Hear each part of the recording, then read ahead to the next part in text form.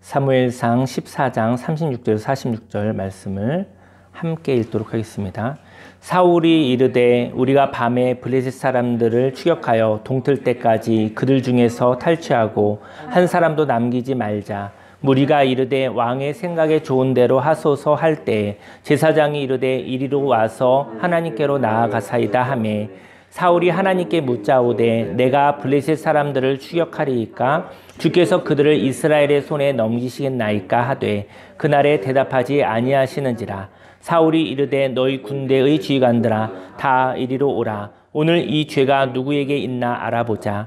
이스라엘을 구원하신 여호와께서 살아계심을 두고 맹세하노니 내 아들 요나단에게 있다 할지라도 반드시 죽으리라 하되 모든 백성 중 한 사람도 대답하지 아니하매 이에 그가 온 이스라엘에게 이르되 너희는 저쪽에 있으라. 나와 내 아들 요나단은 이쪽에 있으리라. 백성이 사울에게 말하되 왕의 생각에 좋은 대로 하소서 하니라. 이에 사울이 이스라엘의 하나님 여호와께 아뢰되 원하건대 실상을 보이소서 하였더니 요나단과 사울이 뽑히고 백성은 면한지라. 사울이 이르되 나와 내 아들 요나단 사이에 뽑으라 하였더니 요나단이 뽑히니라. 사울이 요나단에게 이르되 내가 행한 것을 내게 말하라. 요나단이 말하여 이르되 내가 다만 내 손에 가진 지팡이 끝으로 꿀을 조금 맛보았을 뿐이오나 내가 죽을 수밖에 없나이다. 사울이 이르되 요나단아 내가 반드시 죽으리라. 그렇지 않으면 하나님이 내게 벌을 내리시고 또 내리시기를 원하노라 하니 백성이 사울에게 말하되 이스라엘이 이 큰 구원을 이룬 요나단이 죽겠나이까 결단코 그렇지 아니하니이다. 여호와의 살아계심을 두고 맹세하옵나니 그의 머리털 하나도 땅에 떨어지지 아니할 것은 그가 오늘 하나님과 동역하였음이니이다 하여 백성이 요나단을 구원하여 죽지 않게 하니라.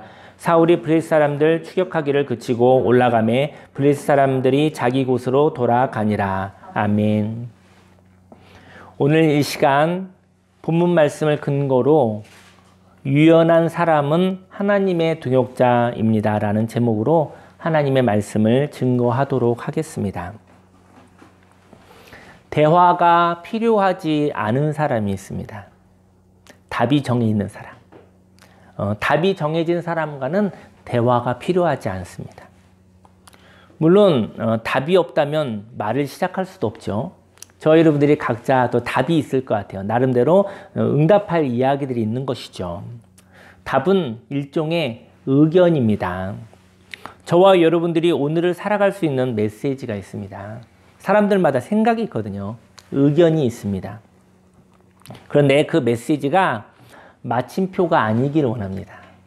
그 메시지가 마침표가 되면 통보하고 지시하고 명령하는 것으로 끝나는 것이죠. 그 메시지가 물음표일 수도 있고 그 메시지가 느낌표였으면 좋겠습니다. 저 여러분들이 얘기하는 것이죠. 저는 이러한 생각이 있습니다. 그런데 당신은 어떻게 생각하십니까? 라고 질문하는 물음표가 있었으면 좋겠습니다. 그때 대화할 수 있는 것이지요. 또 저는 이런 생각이 있습니다. 이런 의견이 있습니다. 그런데 저는 그것을 이렇게 느끼고 있습니다. 당신은 어떻게 느끼시는가요? 이렇게 또 물어볼 수도 있는 것이죠. 그때 대화가 있게 되어지는 것이죠. 하나님과 함께하는 시간에 저와 여러분들이 이렇게 메시지를 가지고 의견이 생긴다는 것이죠. 저희 여러분들이 하나님과 홀로 있는 시간에 나의 생각들이 또 나의 감정들이 나의 의견들이 형성된다는 것입니다. 그리고 그 의견을 말하는 것이지요. 근데 그 의견이 조정 불가한 내용이라면 지시와 명령으로 의사소통을 하게 된다는 것이죠. 저희 여러분들이 혹시 사랑하는 사람들과 아니면 또 지인들과 함께 이야기를 나누고 싶은가요? 이야기를 나눈다는 것은 놀이하는 것인데 이야기를 나누면서 기쁨이 있는 것이죠. 즐거움이 있는 것이죠. 생동감이 있는 것이죠. 왜냐하면 함께하는 시간이니까 혼자 있는 것 같지 않은 것이니까요. 저희 여러분들이요. 함께 있으나 혼자 있는 것 같은 경우는 저희 여러분들이 답이 저와 여러분들이거나 또 어떤 사람이 답이 정해진 사람하고 있었을 때 몸은 함께 있어도 혼자 있는 느낌이 있다는 것이죠. 왜냐하면 이야기가 오고 가는 것이 아니라 결정된 것을 통보받는 강요받아야 되는 상황이 있었을 때 거기서 외로움의 시간을 갖게 된다는 것입니다. 그 의견이 조정 불가한 내용이라면 지시와 명령으로 의사소통을 하게 되는데 그것은 몸으로만 함께 할 뿐 함께 있는 것은 아닙니다. 정서적으로 마음으로 함께 있는 시간은 아니라는 것이죠. 하지만 하나님은 의견을 조정하며 하나님의 일을 행하신다는 것이죠. 이렇게 하나님의 의견을 조율하는 사람이 하나님의 동역자인 것입니다. 오늘은 사울과 요나단을 통하여 하나님의 말씀에 반응하는 동역자는 어떻게 반응하는지 고민하여 보려고 합니다. 먼저 하나님의 동역자는 경직되어서는 안 된다는 것이죠. 사울은 블레셋 사람들과 전투를 하고 있었어요.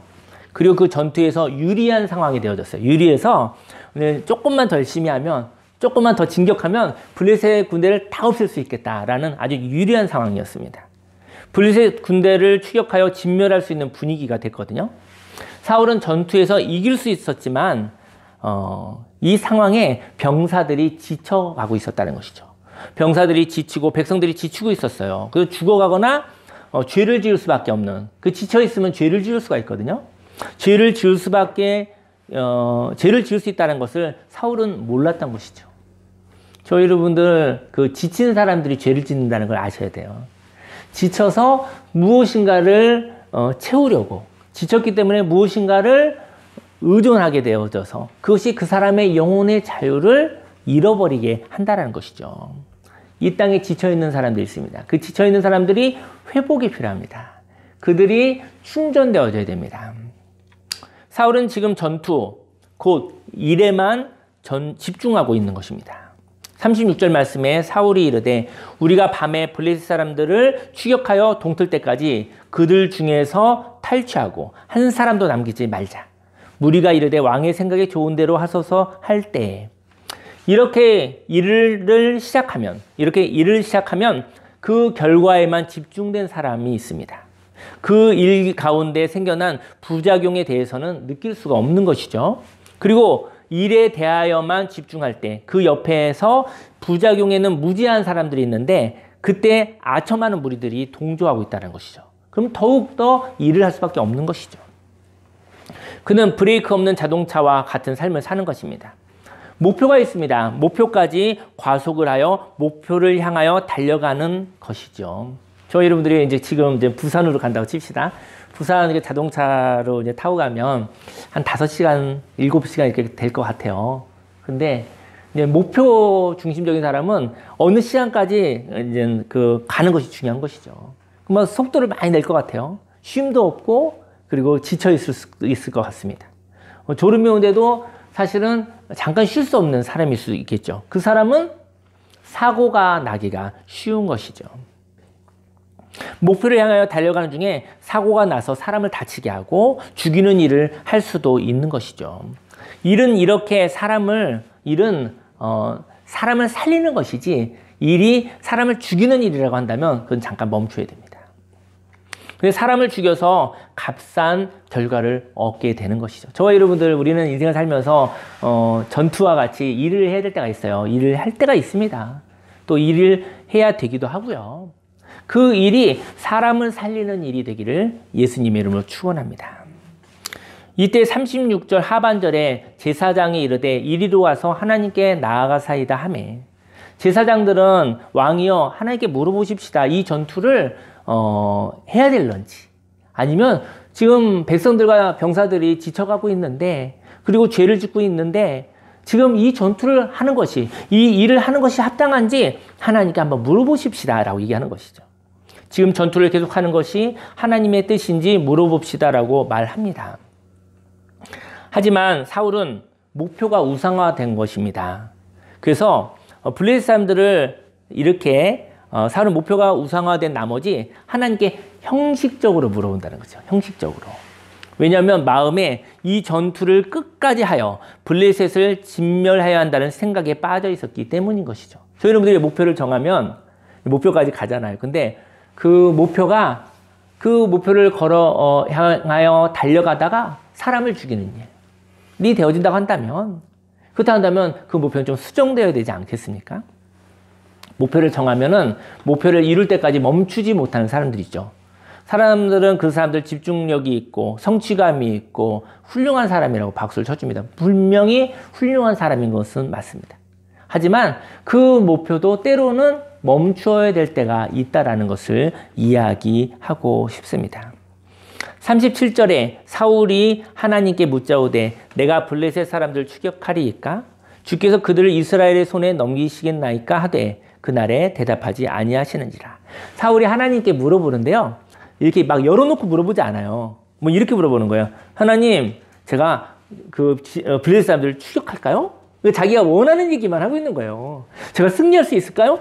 자기가 관심 있는 얘기만 물어보고 있는 거잖아요. 좀 넓게 물어보지 못하고 있잖아요. 그죠? 그러니까 본인의 얘기만 하고 있는 거예요. 근데 하나님이 그날 대답하지 않았다. 저 여러분들이요, 어느 누가 얘기하고 있는데 어느 누가 자기 말만 얘기하는 사람이 있어요. 대답하고 싶지가 않아요. 이야기를 한다고 해서 뭐 새로운 일이 있을 것 같지 않아요. 결국은 자기가 하는 거 주장밖에 하지 않아요. 그때 대답하지 않습니다. 저와 여러분들이 하나님께 하는 그 기도가 어찌 보면 하나님이 대답할 수 없는 이야기는 아닌가 한번 생각을 해보고 싶습니다. 저 여러분들이 하나님께 이야기하는 이야기가 하나님이 말을 이렇게 오고 가면서 그 얘기가 의논이 되어지고 그 말 가운데서 또 여러 가지 창조가 일어나는 그런 생명 있는 놀이와 같은 이야기가 되기를 예수님의 이름으로 축원합니다. 그 하나님과의 예배가 업무 모임이 아니었으면 좋겠어요. 업무를 위한 기획을 하는 어떤 처세술을 익히는 그런 시간이 아니기를 예수님의 이름으로 축원합니다. 사울은 하나님께 물어보았지만 마음은 정해져 있었던 것이죠. 여기에 하나님이 대답하지 않으십니다. 왜냐하면 사울은 하나님께 명령과 지시를 하고 있는 거예요. 여러분, 저희 여러분들이 마음을 정하고 나서 누구에게 얘기를 하잖아요. 그럼 사실은 같이 대화하는 것 같지만 사실은 자기 주장만 하는 경우에는 명령하고 지시하고 있는 거나 다름없는 것입니다. 이상하다. 이야기라고 했는데 저 사람이 같이 이야기해도 저 사람이 꼭 나한테 강요하는 것 같아. 저 사람이 나한테 명령하는 것 같아. 저 사람은 벽창호야. 저 사람은 답이 정해져 있어. 저 사람을 내가 설득할 수 없을 것 같아. 저 사람한테 이야기해봤자 시간 낭비야. 이런 마음이 들 수도 있다라는 것이죠.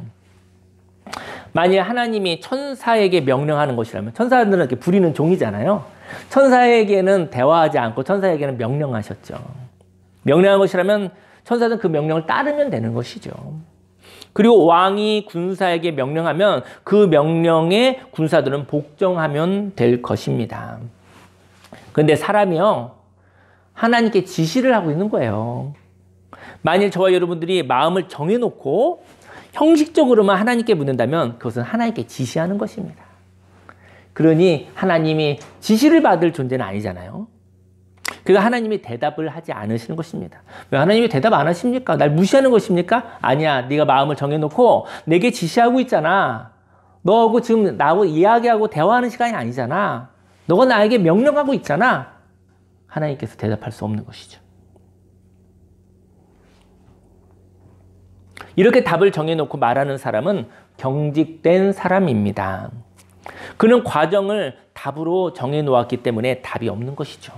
저와 여러분의 인생의 오늘 하루를 답으로 본다기보다는, 정해진 답이라고 본다기보다는 정해진 답을 운명이라고 하거든요.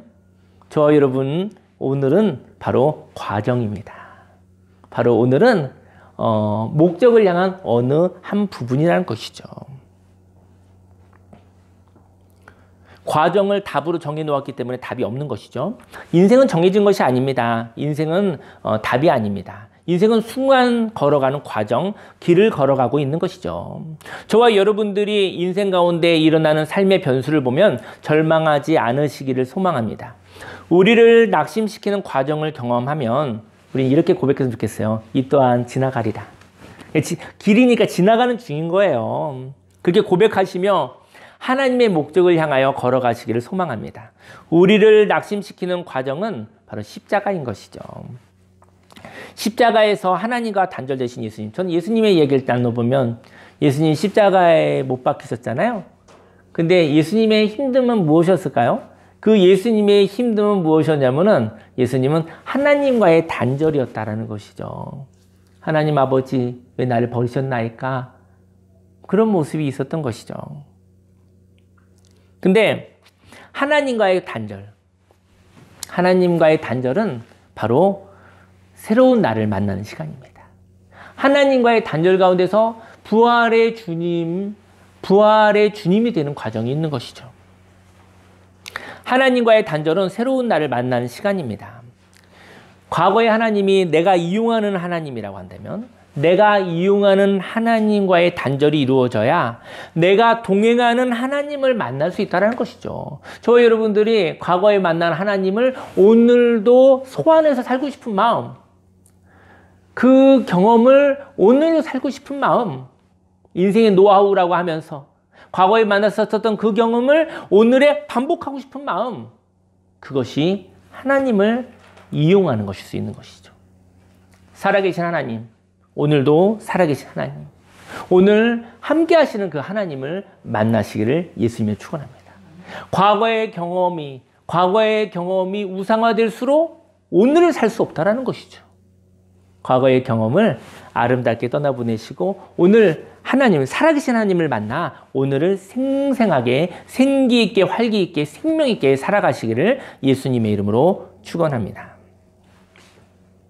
하나님은 정해진 답과 같이 죽은 하나님이 아니라 순간순간 함께 하시는 길이요, 진리요, 생명 대신 살아계신 하나님이신 것이죠. 하나님은 정해지신 분이 아니십니다. 하나님은 현실 가운데, 사람의 욕심 가운데 가둘 수 있는 분이 아니십니다. 하나님을 고정하고 자신의 생각을 고정하는 사람은요, 하나님과 대화할 수가 없습니다. 저희 여러분들이 이제 우리 고정관념을 가질 때가 있잖아요. 저희 여러분들이 그 고정관념을 가졌을 때 하나님을 고정하는 거예요. 저희 여러분들이 하나님은 이런 분이야 라고 고정해버리는 거예요. 저희 여러분들이 고정하는데 하나님이 이렇게 묶여지고 하나님이 제한될 수 없다는 것이죠. 그리고 하나님을 고정하는 사람, 그 사람이 자신의 생각을 고정하는, 그 사람이 고정관념이 있어요. 자신의 생각을 고정하는 사람은 하나님과 대화할 수 없는 사람입니다. 왜냐하면 막혀있는 사람이잖아요. 하나님과 대화할 수가 없어요. 창조적으로 이야기를 나눌 수가 없어요. 답이 정해져 있는 사람과는 대화할 수 없습니다. 근데 저와 여러분이 힘이 없다면 하나님의 명령을 받을 것이고, 저와 여러분이 힘이 있다고 한다면 하나님에게 명령할 것입니다. 하나님은 그런 분이 아니시라는 것이죠. 이렇게 경직된 사람은 하나님의 동역자가 될 수 없습니다. 다음으로 하나님의 동역자는 멈춤을 범죄로 보아서는 안 됩니다. 사울은 하나님의 대답 없으심을 통해서 일단 전투를 멈추게 됩니다. 근데 이러한 멈춤을 향해서 이렇게 해석하는 것이죠. 누군가 잘못했어. 누군가 잘못했기 때문에 멈춘 거야. 누군가 잘못했기 때문에 멈췄다고 생각한 것이죠. 그래서 하나님의 허락하심을 받지 못했다고 생각을 합니다. 그래서 멈춤의 원인을 제공한 범인을 잡는 데 집중한다는 것이죠. 38절에 사울이 이르되 너희 군대의 지휘관들아 다 이리로 오라. 오늘 이 죄가 누구에게 있나 알아보자. 이스라엘을 구원하신 여호와께서 살아계심을 두고 맹세하노니 내 아들 요나단에게 있다 할지라도 반드시 죽으리라 하되 모든 백성 중 한 사람도 대답하지 아니하매. 사울은 무서운 하나님을 만난 사람이에요. 저 여러분들이 하나님을 믿는다 하면서도 하나님을 무서워하는 사람들이 있거든요. 하나님을 경외하는 것과 하나님을 무서워하는 건 달라요. 하나님을 경외하는 것은 나보다 크신 분, 하나님은 놀라우신 분, 경이로우신 분, 이런 경외감하고 하나님을 무서워하는 것도 달라요. 하나님을 무서워하지 마시고 하나님을 경외하시기를 예수님의 이름으로 축원합니다. 근데 사울은 하나님을 무서운 하나님으로 만났거든요. 그래서 사울은 사람들에게 대하는 모습도요, 공포의 리더십을 가지고 있었어요. 이제 전투가 있었잖아요. 전투가 있었는데 얘기한 거예요. 사울이 아무도 먹지 마라. 금식해라. 싸울 때 음식을 조금도 먹은 사람들은 그는 벌을 주겠다 이랬어요. 근데 이게요, 무섭게 해서 하는 건데 잠깐은 할 수도 있어요. 정신 차려! 이럴 수 있는데 긴 전투에서는 사람을 지치게 하잖아요. 지치는데 힘이 없는데 무슨 싸움을 할 수가 있겠습니까? 사울은 하나님께 죄를 짓지 않았다고 생각을 하겠죠. 그래서 당당하게 범인을 찾고 있었던 거예요. 40절에 이에 그가 온 이스라엘에게 이르되 너희는 저쪽에 있으라 나와 내 아들 요나단은 이쪽에 있으리라. 지금 제비 뽑고 있는 것이거든요. 백성이 사울에게 말하되 왕의 생각이 좋은 대로 하소서 하니라. 이에 사울이 이스라엘의 하나님 여호와께 아뢰되 원하건대 실상을 보이소서 하였더니 요나단과 사울이 뽑히고 백성은 면한지라. 여기 많은 사람들 중에서 이제 제비를 뽑는 게 누가 범인인가? 하나님 대답하지 않게 하신 하나님께서 이 전투를 멈추게 한 이유가 있다. 누군지 찾고 싶은 거예요. 그래서 전부 찾아봤더니 백성들은 저쪽으로 가고 이제 사울과 요나단만 남은 거예요. 사울이 이르되 나와 내 아들 요나단 사이에 뽑으라. 제비를 뽑으라. 하였더니 요나단이 뽑힌 거예요. 제비를 뽑아서 하나님께 죄를 지은 사람이 누구인지 찾게 되었습니다. 근데 그 죄인은 아들 요나단으로 판명이 되었던 거죠. 그런데 저는 이런 얘기를 하고 싶어요. 그 멈춤이 있었을 때 범인 찾는 것이 아니라 멈춘 것이 오히려 하나님의 축복일 수 있다라는 것이죠. 우리에게 오해가 있습니다. 인생 가운데 멈춤이 있으면 상실이 있으면 범죄하였다라는 해석이 있는 것이죠. 그런데 멈춤은 범죄가 아니라 방향을 전환해야 하는 것이죠. 저희 여러분들이 멈출 때 벌 받아서 내가 멈췄구나 생각하는 사람이 있고, 여러분들이 운전을 하잖아요. 요즘에 제가 이제는 우리 제 아내를 이렇게 운전 연습을 해주는데, 요즘 방향을 전환할 때는 속도를 줄여야 돼요. 조금 줄이든지 어쨌든 줄여야지 방향을 전환할 수 있죠. 속도를 줄이지 않고 방향을 전환하다 보면 뒤집히는 것이죠. 전복되는 것이죠. 멈춤은 범죄야라는 해석도 있지만 멈춤은 방향을 전환하는 시기인 것이죠. 방향을 전환해야 하는 하나님의 사인인 것입니다. 왜냐하면 인생 가운데 결과의 수치인 소유를 위하여 걸어가면 어느 날 소유를 많이 쌓는다 하여도 인생이 허무할 수가 있는 것입니다. 사울은 전투에서 이겨서 승리를 얻을 수 있겠죠. 그리고 나서 백성은 지치고 그리고 백성들이 죄를 짓게 된다 한다면 그 승리가 무슨 소용이 있겠습니까? 저희 여러분들이 목표를 설정하고 뭘 이루었어요. 이루었는데 그것이 공짜인가요? 그것을 이루기 위해서 값을 지불한 게 있잖아요.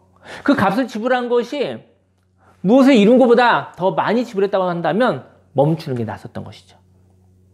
저희 여러분들이 오늘 열심히 일하고 있습니다. 열심히 살아가고 있습니다. 근데 저희 여러분들이 가치가 높은 것을 잃어버리고 가치가 싼 것을 얻는 일에 간다면 잠깐 멈추시기를 예수님의 이름으로 축원합니다.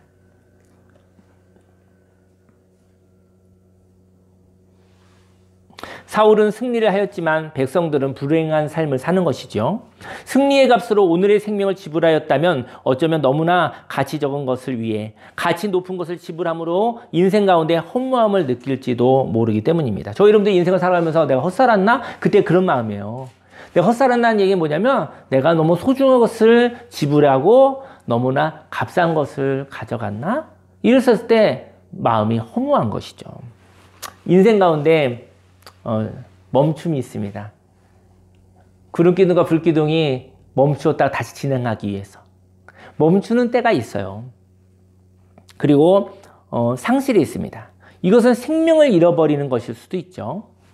요나단은 전투 중에 금식을 하며 싸우라고 한 왕의 무서운 명령을 몰랐어요. 왕이 얘기했거든요. 금식을 하고 싸우라는 거죠. 근데 그 무서운 명령을 그 군사들은 벌벌 떨렸죠. 그러다가 보니까는 또 피체의 어떤 그 음식을 먹는 죄를 짓기도 하고, 근데 요나단은 그 명령을 몰랐던 거예요. 몰라서 보니까 꿀이 있는 거예요. 그래서 꿀을 조금 찍어서 먹었더니 지쳐서 눈이 밝아진 거예요. 그 힘이 났던 거죠. 그래서 전투를 할 수 있었던 것이죠. 요나단은 왕자였기 때문에 좀 더 자유로운 사람이었습니다. 그래서 지쳤을 때 그 지침으로부터 벗어나기 위해서 행할 수 있는 자유가 있었던 사람이었던 것이죠.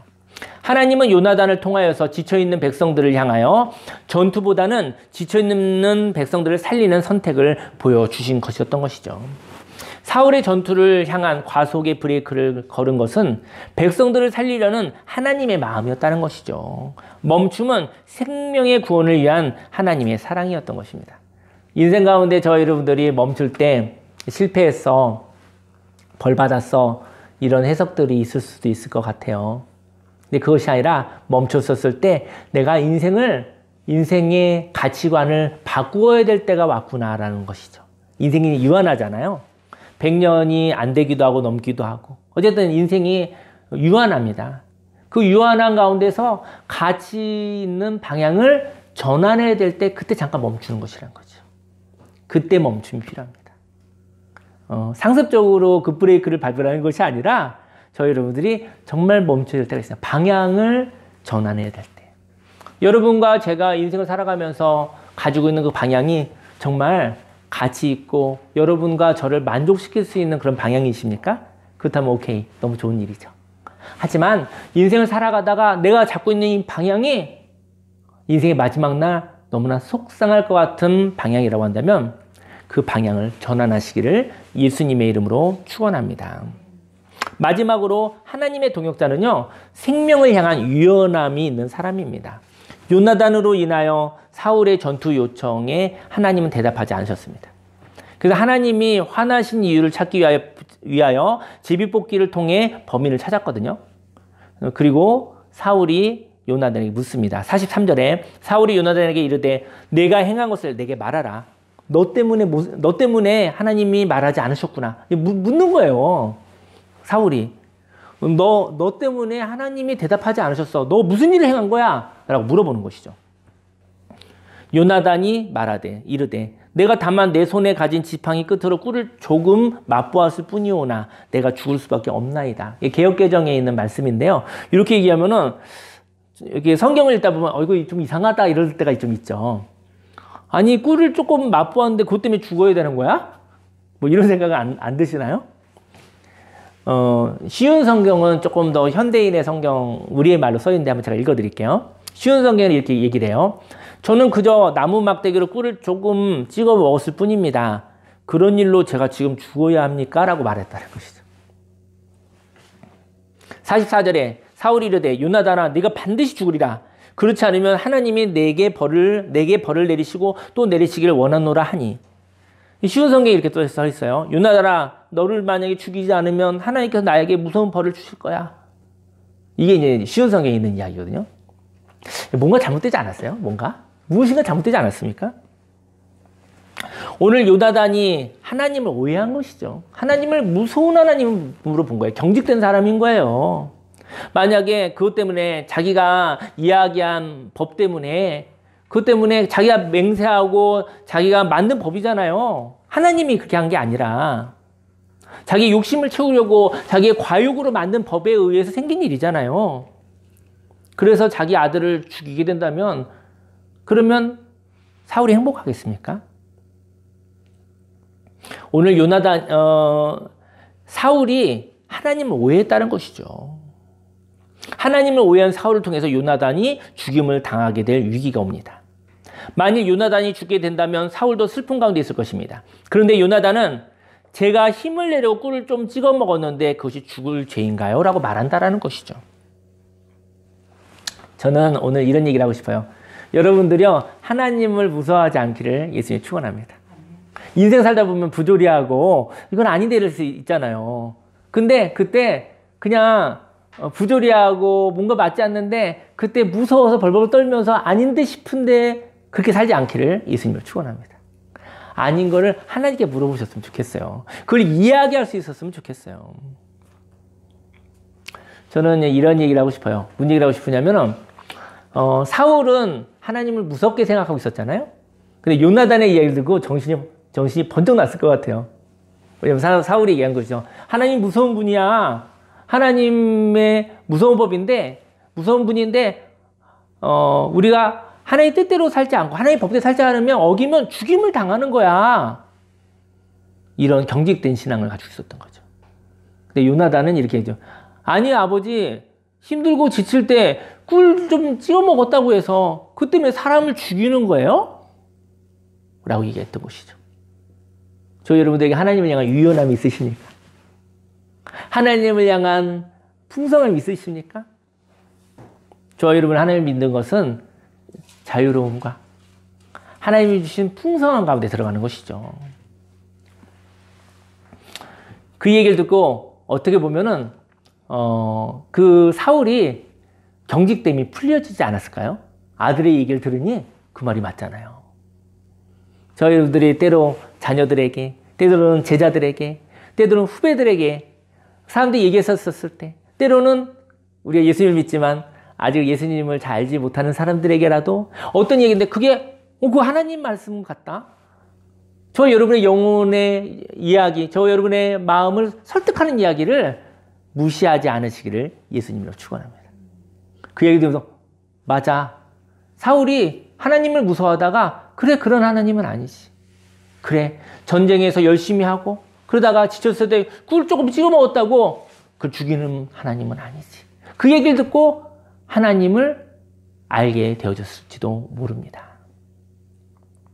45절에 백성이 사울에게 말하되 이스라엘이 이 구원을 이룬 요나단이 죽겠나이까? 결단코 그렇지 아니하니이다. 여호와의 살아계심을 두고 맹세하옵나니 그의 머리털 하나도 땅에 떨어지지 아니할 것은 그가 오늘 하나님과 동역하였음이니이다 하여 백성이 요나단을 구원하여 죽지 않게 하니라. 백성들이 얘기했어요. 요나단 죽이면 안 됩니다. 그를 통해서 그가 하나님의 일을 하지 않았습니까? 그가 하나님과 의논하는 자 아니었습니까? 라고 얘기했던 것이죠. 요나단은 백성을 통하여 하나님의 동역자라고 칭함을 받았습니다. 하나님의 동역자는 생명을 향한 유연한 생각을 할 수 있는 사람입니다. 지쳐있는 사람들이 무서워서 금식을 하기보다는 꿀을 먹고 힘을 내는 것이 더욱 유익하다는 것을 아는 사람이었던 것이죠. 하나님의 동역자는 하나님의 마음을 아는 사람이었습니다. 하나님은 요나단은 불의한 요구에 생명의 해석으로 이야기하는 사람이었습니다. 생명을 죽이는 율법에 힘없이 죽는 사람이 아니라 생명을 살리는 다양한 해석을 가지고 있는 사람이 하나님의 동역자인 것이죠. 46절에 사울이 블레셋 사람들을 추격하길 그죠. 이제 전투가 멈춘 거예요. 그 전투에서 자기 백성들 다 죽이게 생겼던 거예요. 그리고 전투가 멈춰진 것이죠. 한 가지 이야기를 나누고 이제는 오늘 예배를 마칠까 합니다. 제가 24년 전 얘기가 오늘 생각나서 그 얘기를 하나 나누고 기도를 하고 싶어요. 순천에 제가 굉장히 존경하는 목사님이 계셨어요. 그분이 개척을 나가셨는데 제가 이제는 학교를 좀 늦게지만 신학교를 좀 늦게 다녔었을 때인데 그때 학교 저희 기독교 교육학과 제가 다녔었는데 거기 채플이 있었어요. 그래서 그 목사님을 그 채플 강사로 기독교 교육학과 헌신 예배였는데 그 목사님을 제가 이제는 강사 초빙을 하러 내려갔어요. 그 목사님 뵙고도 싶고 내려갔는데 이제 개척한 지 1년이 됐는데 그래도 한 100여 명, 200여 명 있었어요. 그래서 굉장히 바쁘시더라고요, 주일날. 그래서 예배 드리고 인사드렸는데 너무나 바쁘시더라고요. 그 목사님밖에 잘 모르는데 바쁘셔서 근데 하루 종일 이렇게 있는데 그냥 좀 소외된 느낌? 근데 여기 왜 내려왔나 내가 여기에 왜 내려왔나 그냥 많은 사람들이 나만 혼자인 것 같아. 그래서 이렇게 좀 어색한 곳에 와 있고 나 왜 왔나 이런 생각이 들더라고요. 3시에 또 예배가 있어서 예배를 드리는데 예배 드리면서 참 눈물이 많이 나더라고요. 환영받지 못하는 곳에 아니면 그냥 어색한 자리에 나 혼자 와서 좀 바보 된 듯한 느낌도 좀 들고 여러 가지 생각이 들더라고요. 그리고 나서 이제는 근데 그 목사님이 교회를 개척을 한 지 1년밖에 안 됐기 때문에 이제는 강사로 나갈 수는 없다고 얘기하셔서 이렇게 강사 초빙은 이렇게 안 됐어요. 그럼 이제 저는 올라가야 되죠. 저녁에 올라가야겠다고 생각을 했는데 그 목사님이 그러더라고요. 그때 저한테 이제 용규 형제 이렇게 얘기를 했었는데 용규 형제 그랬더니 네 목사님 했더니 그때 제가 나이가 30 정도 됐었던 것 같아요. 32살 정도 됐었던 것 같아요. 30인가? 그런데 바쁜가? 그러더라고요 저한테. 제가 안 바쁘거든요. 바쁜가? 그러더라고요. 저 안 바쁘거든요. 그러면 오늘 저녁에 선교사님하고 여수에 가서 회를 먹기로 했는데 같이 가서 밥 먹자 그러시더라고요. 그 제가 그 여수에 순천에서 여수까지 가서 거기서 밥을 맛있게 먹었어요. 너무 감사하죠. 이제 밥 먹었으니까 이제 올라가야 되잖아요. 서울로. 근데 또 물어보시더라고요. 용기 형제 바쁜가? 그래서 저 안 바빠요 그랬죠. 이런 얘기를 하시더라고요. 그러다 보니까 제가 오늘 하루 있었던 얘기를 했어요. 목사님 오늘 제가 여기 왔다가 뭐 보니까 굉장히 좋았어요. 좋았고 은혜도 많고 이곳에 많은 사람들이 있는데 다 열심히 움직이는데 저만 그 외딴 곳에 온 듯한 느낌이 들더라고요. 그래서 왜 이렇게 참 속으로 내가 괜히 왔나 생각도 들고, 그리고 내가 좀 바보 같다는 생각도 들고 소외감도 느끼고 뭐 이런 얘기를 했어요. 그랬는데 제가 3시 예배를 드리면서 하나님이 저한테 은혜를 주셔서 이렇게 좀 은혜가 있어서 뭐 이런 얘기를 나눴거든요. 나누었더니 그 목사님이 이렇게 얘기를 하더라고요. 와, 윤기 형제는 은사가 있구나 그러더라고요. 은사가. 뭔 은사가 있어요? 근데 바보같이 내가 왜 왔나 막 이렇게 나를 비하하고 속상해하는 내 모습인데, 그 목사님이 그러더라고요. 은사가 있구나. 무슨 은사요? 눈이 이게 귀가 번쩍 뜨이더라고요. 마음을 살펴볼 수 있는 은사가 있구나. 자신의 마음을 살펴볼 줄 아네? 그러더라고요. 저는 속으로 소외감 속에 괜히 왔나 후회하고 막 이런 마음이 있었었는데, 그 목사님이 그렇게 얘기를 해주시더라고요. 나는 왜 이렇게 소심하지? 막 이런 마음이 있고, 내가 이렇게 못났나? 뭐 이런 생각하고 있었는데, 그런 얘기를 하여 주시더라고요. 그리고 올라갈 때 처음으로 이렇게, 그때 새마을호가 있었는데 새마을호를 끊어주시더라고요. 처음 새마을호 타봤어요, 사실은. 저는 이런 이야기를 하고 싶습니다. 저와 여러분들이 하나님과의 관계가 경직되지 않기를, 풍성하기를 예수님의 이름으로 축원합니다. 요나단이 한 이야기가 있잖아요. 이야기할 수 있었으면 좋겠어요. 할 말이 있으면 이렇게 이야기할 수 있었으면 좋겠어요. 전쟁하다가 지쳐있는 사람들이 꿀을 찍어 먹으면 좋았을 것 같아요, 아빠. 그리고 꿀 찍어 먹고 힘이 나오면 또 이렇게 하면 훨씬 좋잖아요. 근데 그런 것 때문에 제가 죽어야 돼요? 이런 얘기를 할 수 있었으면 좋겠어요. 하나님 아버지께도 하고, 그리고 우리 가정 가운데도 이야기할 수 있었으면 좋겠습니다. 저는 그 목사님이 저에게 이렇게 자신을 내가 속상해하는 저에게 가능성을 보여주셨잖아요. 그래서 제가 상담하는 목사가 됐는지도 모르겠어요. 여러분, 저와 여러분들의 삶을 경직되게 나를 바라보는 것이 마귀가 바라보는 이야기입니다. 선악과를 통해서 판단을 가지고서 사람을 갖다가 목을 조르는 것이죠. 그의 꿈을 억누르는 것이죠. 그의 가능성을 눌러놓는 것이죠. 하나님께서 저와 여러분들을 보시고, 여러분들의 재능을 보시고, 저 여러분들의 하나님의 형상을 보시고, 그 모습이 참 좋은데, 그 하나님의 이야기를 들으시기를 예수님의 이름으로 축원합니다. 그 하나님과 이야기했을 때 저와 여러분의 영혼은 유연하게 되어지는 것입니다. 자유로워지는 것입니다. 그리고 많은 경우의 수를 얘기할 수 있는 풍성한 사람이 되는 것입니다. 인생 가운데 우리가 이제 나이가 들어서 어른이 되면 후배들에게 그러한 이야기를 할 수 있었으면 좋겠고, 부모가 되면 자녀에게 그럴 수 있었으면 좋겠고, 그렇죠? 그리고 우리도, 저와 여러분들도 나의 생각과 나의 마음을 이야기할 수 있었으면 좋겠습니다. 그 이야기가 하나님의 말씀이 되어져서 이 세상을 죄악에서, 이 세상의 묶임에서, 이 세상의 눌림에서 자유롭게 할 수 있는 하나님의 말씀, 하나님의 일, 하나님의 동역자가 될 수가 있는 것이죠. 오늘 말씀을 근거로 함께 기도하겠습니다. 주여 3장 기도하겠습니다. 주여, 주여, 주여. 할렐루야, 할렐루야, 할렐루야, 할렐루야, 할렐루야. 살아계신 하나님 아버지 감사합니다. 하나님 아버지, 오늘은 참 좋은 날, 생명의 날, 은혜의 날입니다. 하나님 아버지, 오늘 사울과 요나단의 모습을 통해서 하나님을 무섭게 생각하는 사울의 모습들, 그래서 경직되었었던 모습이 있었습니다.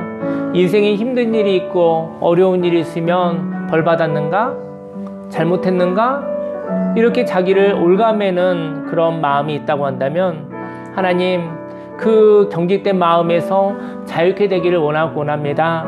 하나님 아버지, 좋으신 하나님 앞에 이야기할 수 있기를 원합니다. 하나님 아버지께 이야기하고 또 하나님이 말씀하시는 그 이야기와 함께 아버지 우리에게 있는 하나님이 주신 가능성, 재능들을 발견할 수 있게 하여 주옵시고 아버지 인생 가운데, 아버지 인생 여행길 가운데 나의 모습을 발견할 수 있게 하여 주시고 아버지 그 모습을 통해서 나아갈 수 있는 자가 되기를 원합니다.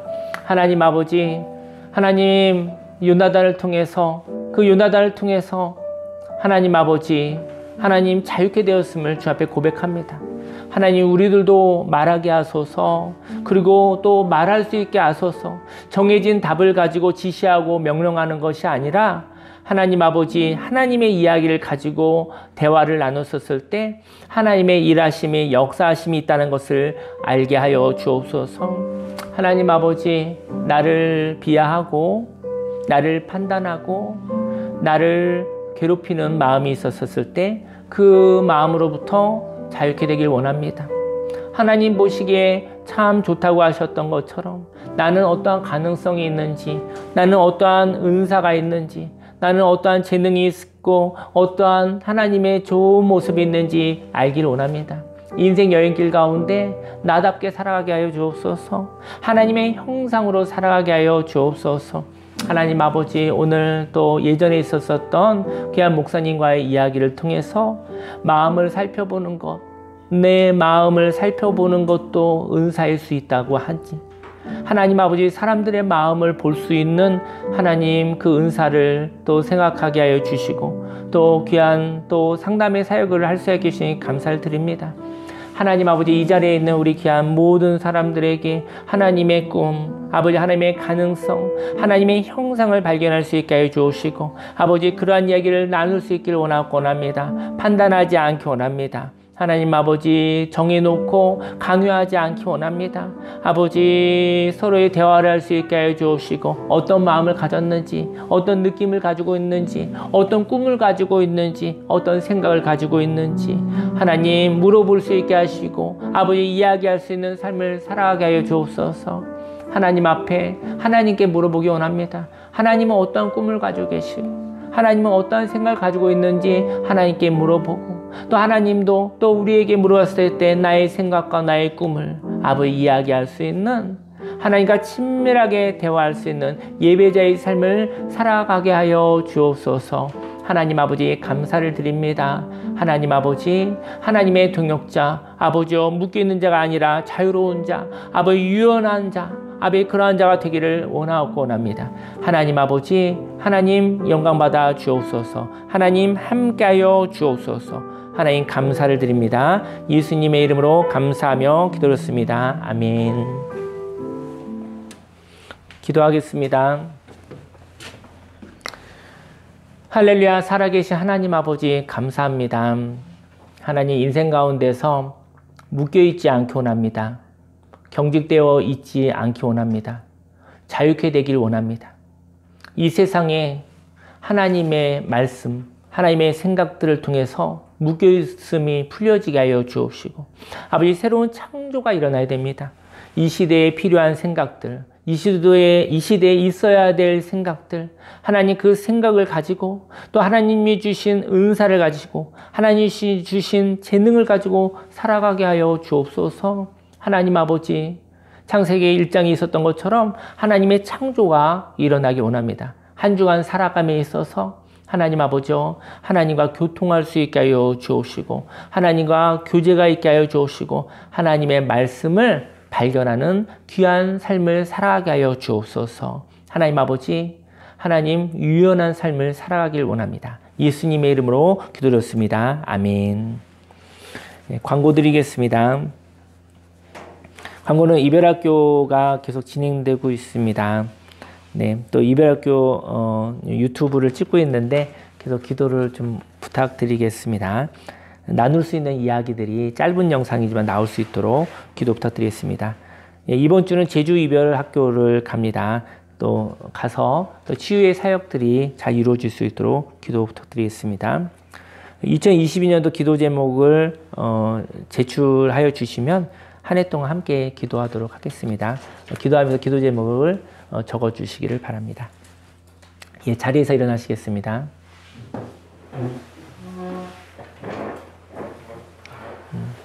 네, 기도하겠습니다. 살아계신 하나님 아버지 감사합니다. 마음을 드리고 시간을 드리고 물질을 드리고 묶여있는 생각들을 하나님께 올려드립니다.